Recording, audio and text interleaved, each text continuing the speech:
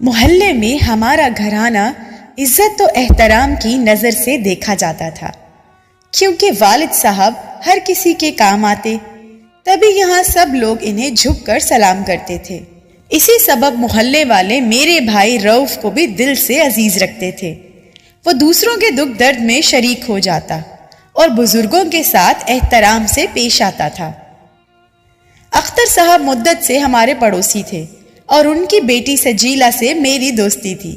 وہ ہمارے گھر آتی رہتی، سو میں اور میرے والدین ہی نہیں، میرا بھائی رؤف بھی اس کا بہت خیال رکھتا تھا۔ ہمارے گھر آ کر وہ جو کام بتاتی فوراً کر دیتا۔ وہ ایک بالحاظ اور بامروت لڑکا تھا۔ سجیلا کی امی یا ابو جب کام ہوتا اسی کو اپنے گھر بلا لیتے اور وہ انکار نہ کرتا۔ وہ اس کو اولاد کی طرح چاہتے تھے۔ انہی اچھی عادات کے سبب سجیلا رؤف کو پسند کرتی تھی۔ اکثر میرے سامنے رؤف کی تعریف کرتی۔ مجھے لگتا تھا کہ وہ میرے بھائی سے لگاؤ رکھتی ہے۔ وہ بچپن ہی سے ہمارے ساتھ اسکول جاتی تھی۔ 9ویں جماعت میں ہم دونوں رؤف کے ساتھ ایک ہی بس میں پڑھنے جاتے۔ اگرچہ اب بھائی نے میٹرک پاس کر لیا تھا اور کالج جاتا تھا، لیکن ان کا کالج بھی ہمارے اسکول کے قریب ہی تھا، لہٰذا ہم تینوں ایک بس میں سفر کرتے۔ میں اور رؤف بھائی دونوں پڑھنے میں ہوشیار تھے، لیکن سجیلا اتنی ہوشیار نہ تھی۔ وہ انگریزی کی گرامر اور حساب کے سوالات اکثر ہم سے پوچھ کر کرتی تھی۔ حساب کا کوئی سوال اگر مجھے نہ آتا، میں بھیا کو بلا لیتی اور وہ اسے سمجھا دیتے۔ کبھی ایسا بھی ہوتا کہ وہ رؤف بھائی کو اپنے گھر بلا کر ان سے انگریزی پڑھ لیتی۔ رؤف سجیلا کو کبھی کبھی اس کے گھر جا کر پڑھاتا۔ اس بات کا علم کسی طور پر محلے کے لڑکوں کو ہو گیا۔ وہ اس وجہ سے رؤف سے جلنے لگے۔ ایک روز میں سجیلا اور رؤف بھائی اسکول سے لوٹ رہے تھے۔ اس بس میں ہمارے محلے کے چند اور لڑکے بھی تھے۔ سجیلا نے بھائی سے کہا، رؤف آج تم تھوڑی دیر کے لیے شام کو میرے گھر آنا، میں نے تم سے سوال سمجھنے ہیں۔ یہ بات سجیلا کے پیچھے بیٹھے ہوئے لڑکے نے سنی۔ جب ہم بس سے اترے اس لڑکے نے مجھ سے پوچھا، سجیلا نے تمہارے بھائی کو گھر کیوں بلایا ہے؟ وہ کسی اور کو بھی بلاتی ہے کیا؟ نہیں تو، میرے بھائی کے سوا کسی کو نہیں بلاتی۔ بھیا ذرا تیز چل رہے تھے اس لیے وہ ہم سے آگے جا رہے تھے اور میں آہستہ چل رہی تو اسی لیے لڑکے کو مجھ سے بات کرنے کا موقع مل گیا۔ لڑکے کی اس طرح سوال کرنے پر مجھے غصہ آ گیا۔ میں نے اس کو ڈانٹا، کیوں؟ کیا تم کو میرے بھائی سے کوئی تکلیف ہے؟ اس کا نام احتشام تھا۔ اس کے گھر بھی سجیلا اور اس کے گھر والے آتے جاتے تھے، کیونکہ وہ ان کے مکان کے دائیں طرف کا پڑوسی تھا، جبکہ بائیں طرف کے پڑوسی ہم تھے۔ درمیان میں اختر انکل کا مکان تھا۔ شاید احتشام کے دل میں سجیلا کے لیے کوئی مرض تھا۔ اس نے میرے بھائی سے حسد شروع کر دیا۔ اس نے گھر جا کر اپنی بہن فیروزہ سے کہا کہ سجیلا سے تمہاری دوستی ہے اور وہ روز رؤف کو اپنے گھر بلاتی ہے، یہ بات ٹھیک نہیں۔ تم اس کو اس امر سے روکو یا پھر اس کے ساتھ دوستی چھوڑ دو۔ اسی دن فیروزہ سجیلا کے گھر گئی اور اس سے کہا، سجیلا تمہیں پتا ہے کہ رؤف تمہارے بارے میں محلے کے لڑکوں سے کیسی باتیں کرتا پھرتا ہے؟ وہ بولی، نہیں تو، تم کو پتا ہے تو بتا دو۔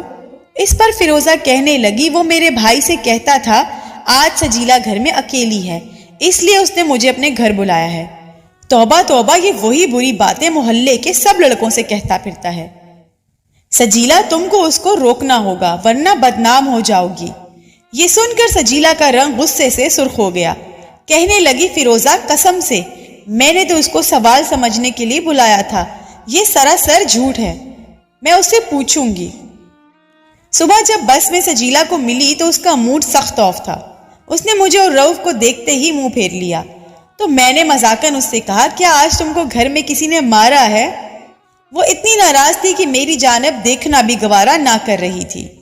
بڑی منت سماجت کے بعد اس نے اپنے خفا ہونے کی وجہ بتائی اور احتشام کی بہن فیروزہ کے کہے ہوئے الفاظ دہرائے، جن کو سن کر مجھے بھی غصہ آ گیا۔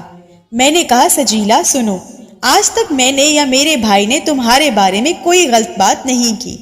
اب اگر تم فیروزہ کے جھوٹ پر یقین کر کے ہم سے ناراض ہوتی ہو تو ہو جاؤ۔ گھر آ کر میں نے رؤف بھائی کو بتایا، ان کو بہت دکھ ہوا۔ کہنے لگے، آج سے ہم سجیلا کے گھر نہیں جایا کریں گے۔ اس کے بعد ہم نے اس کے ساتھ دوستی ختم کر دی۔ یوں وہ فیروزہ کے زیادہ قریب ہو گئی۔ یہ دونوں ایک دوسرے کے گھر زیادہ آنے جانے لگی اور ان کی دوستی گہری ہو گئی تھی۔ ایک دن اسکول سے جب ہم واپس آ رہے تھے، بس کے ڈرائیور نے اچانک بریک لگائی، جس سے میرا بھائی رؤف جو بس کی ہچٹ کا ڈنڈا پکڑے کھڑا تھا اپنا توازن برقرار نہ رکھ سکا اور جدھر سجیلا بیٹھی تھی اس کی سیٹ سے جا ٹکرایا۔ اس نے گھور کر بھیا کو دیکھا۔ سجیلا کے ساتھ فیروزہ بیٹھی تھی۔ وہ اپنی نشست سے اٹھ کھڑی ہوئی۔ اس کے ہاتھ میں رسالہ تھا جو اس نے میرے بھائی کے سر پر دے مارا اور شور مچانے لگی کہ جان بوجھ کر لڑکیوں پر گرتے ہو، تم کو شرم نہیں آتی؟ چاہیے تو یہ تھا کہ اس وقت سجیلا کہہ دیتی کہ رؤف مجھ پر جان بوجھ کر نہیں گرا ہے، بلکہ وہ اچانک بس کی بریک لگنے سے لڑکھڑایا ہے، لیکن وہ چپ رہی۔ لڑکے میرے بھائی کو لعنت ملامت کرنے لگے۔ کچھ اچھے لڑکوں نے بیچ میں پڑھ کر معاملہ رفع دفع کروا دیا۔ میں اس واقعے کی چشمدید گواہ تھی کہ میرے بھائی کا کوئی قصور نہ تھا۔ مجھے بہت دکھ ہوا تھا سجیلا کی بے حسی دیکھ کر۔ بس سے اترتے ہی میں نے بھائی سے کہا، تم کیوں خاموش رہے؟ تم نے کیوں نہیں کہا کہ بریک لگنے سے ایسا ہوا ہے اور تمہارا کوئی قصور نہیں تھا؟ چھوڑو ان فضول باتوں کو، رؤف نے جواب دیا۔ عجیب بات یہ ہوئی کہ بس جب گھر کے قریب آ کر رکی تو سجیلا رونے لگی۔ میری بات چیت اس سے بند تھی ورنہ اسے مزہ چکھا دیتی۔ خیر ہم شرافت سے خاموش رہے اور گھر کے اندر چلے آئے بغیر کچھ کہے سنے۔ شام کو جب سجیلا کے ابو گھر آئے تو اس نے اپنے باپ کو کہا کہ رؤف بس میں اس کے ساتھ بدتمیزی کرتا ہے اور آج بھی جان بوجھ کر وہ میری سیٹ کے ساتھ کھڑا تھا اور بہانے سے مجھ پر آ گرا، اور اس کے دوست اسحاق نے بھی مجھے برا بلا کہا تھا۔ اصل بات یہ تھی کہ ایک سوچا سمجھا وار تھا۔ سجیلا کو فیروزہ نے سکھا دیا تھا کہ یہ اچھا موقع ہے، تم اپنے ابو سے کہہ کر رؤف کو مزہ چکھا سکتی ہو، یہ موقع ہاتھ سے مت جانے دو، ورنہ ایسا موقع پھر ہاتھ نہ آئے گا۔ بیٹی کے منہ سے ایسی بات سن کر کون باپ خاموش رہ سکتا ہے؟ تاہم انکل اختر شریف النفس اور ٹھنڈے مزاج کے انسان تھے۔ وہ جھگڑے کو پسند نہیں کرتے تھے۔ رؤف کو بھی اچھی طرح جانتے تھے کہ وہ ایسی حرکت نہیں کر سکتا، تبھی خود شکایت لے کر آنے کی بجائے اپنی بیوی کو ہمارے گھر بھیجا کہ جا کر پتہ کرو کہ اصل بات کیا ہے۔ آنٹی ہمارے گھر آئی، انہوں نے مجھ سے اور بھائی سے پوچھا۔ ہم نے بتایا کہ سراسر جھوٹی بات ہے۔ رؤف بس کی چھت کا ڈنڈا پکڑ کر کھڑے تھے۔ اچانک بریک لگنے سے توازن برقرار نہ رہا تو سیٹ پر جھک گئے جہاں سجیلا بیٹھی تھی۔ وہ جان بوجھ کر نہیں گرے، بات بس اتنی سی ہے۔ سجیلا کی امی سن کر چلی گئیں۔ انہوں نے گھر جا کر خامد کو سمجھا دیا کہ بات جو صوبیہ نے بتائی ہے وہی دل کو لگتی ہے، رؤف ایسا ویسا لڑکا نہیں ہے۔ انکل تو مطمئن ہو گئے لیکن سجیلا آرام سے نہ بیٹھی۔ اس نے فیروزہ کے سکھانے پر اپنے بھائیوں سے بھی کہہ دیا کہ رؤف بس میں اس کے ساتھ چھیڑخانی کرتا ہے۔ پھر کیا تھا، اس کے بھائی بھر گئے کہ ان کا جوان خون تھا، اب وہ قابو میں آنے والے کہاں تھے؟ ڈنڈے لے کر گھر سے نکل پڑے۔ سامنے ہی ان کو اسحاق نظر آیا، اس پر ٹوٹ پڑے۔ یہ جھگڑا ہمارے گھر کے سامنے ہو رہا تھا۔ شور سن کر رؤف باہر نکلا کہ دیکھوں کیا ہو رہا ہے۔ انہوں نے جو ہی میرے بھیا کو دیکھا، اسحاق کو چھوڑ دیا اور رؤف بھیا پر پل پڑے۔ انہوں نے میرے بھائی کو زمین پر گرا دیا۔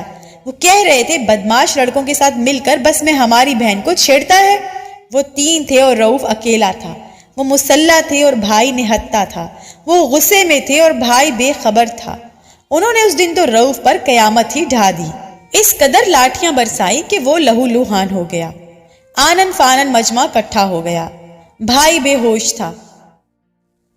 بڑی مشکل سے لوگوں نے اسے ان درندوں کے چنگل سے نکالا اور ہسپتال لے گئے۔ 2 دن بعد رؤف کو ہوش تو آ گیا لیکن کسی اندرونی چوٹ کی وجہ سے حواس جاتے رہے تھے۔ اس واقعے کا ذہنی صدمہ ایسا تھا جس نے ہم سب گھر والوں کی سوچوں کو ہی مفلوج کر کے رکھ دیا تھا۔ بعض اوقات دوست بن کر بھی لڑکیاں کتنی ظالم بن جاتی ہیں، یہ بھی نہیں سوچتی کہ ان کی ذرا سی غلطی سے کسی کی جان چلی جائے گی اور کوئی ہنستا ہنستا خاندان اجڑ جائے گا۔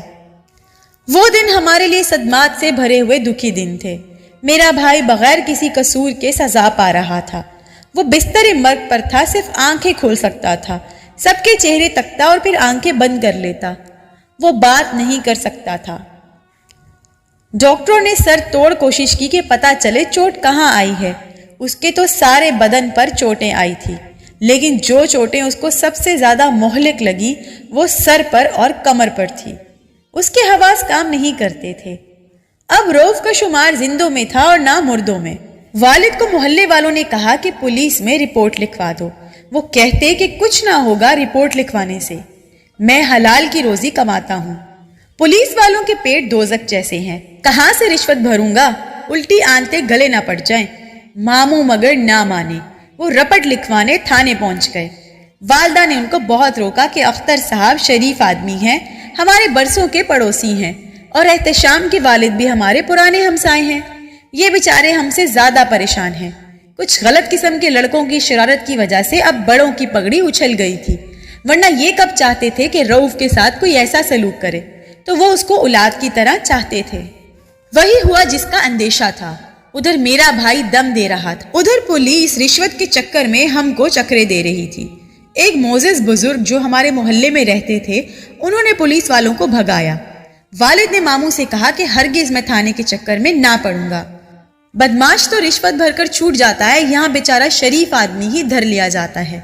जब मुद्दई ही इंसाफ लेने से गुरेज करे, दूसरे क्या करते, जो होना था हो गया। मेरा भाई चंद दिन मौत से नबरदाज़मादा होकर अपने खालिक के पास चला गया और हम उसकी जवान मौत पर सीना कुबी करते रह गए।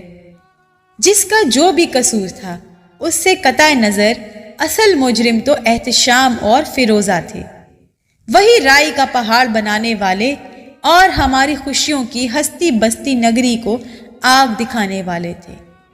अगर फिरोजा सजीला को ना भड़काती और नादान सजीला उसके कहे में आकर जरा सी बात का बतंगड़ ना बनाती, तो आज मेरा भाई रऊफ हमसे हमेशा के लिए जुदा ना होता।